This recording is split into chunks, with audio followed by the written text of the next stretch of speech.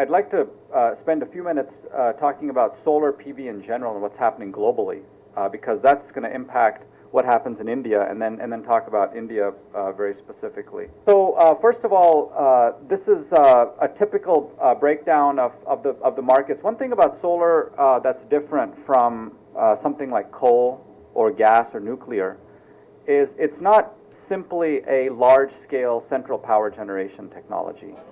It's ubiquitous in nature. So it can be used in residential applications or off-grid applications, which are smaller in size. It can be used in commercial applications. Companies and industries can utilize it either on the rooftop or on the ground. And then specifically, which we'll focus most of the discussion on today, the utility scale, what we call utility scale, which is 1 megawatts to 250 megawatts. Now, if you talk to most people in the utility business, they don't consider 1 megawatt utility scale. For them, utility scale is 500 megawatts, 1,000 megawatts.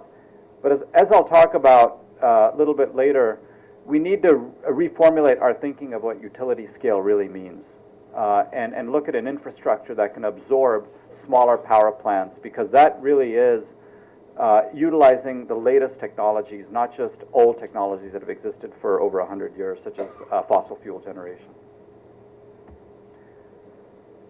The first thing is solar is growing very rapidly. If you look at the compounded annual growth rate for the last 5 years, it's averaged 65% growth rate. It's the fastest growing segment of the global energy industry, and it's actually one of the fastest growing segments of any industry in the world today.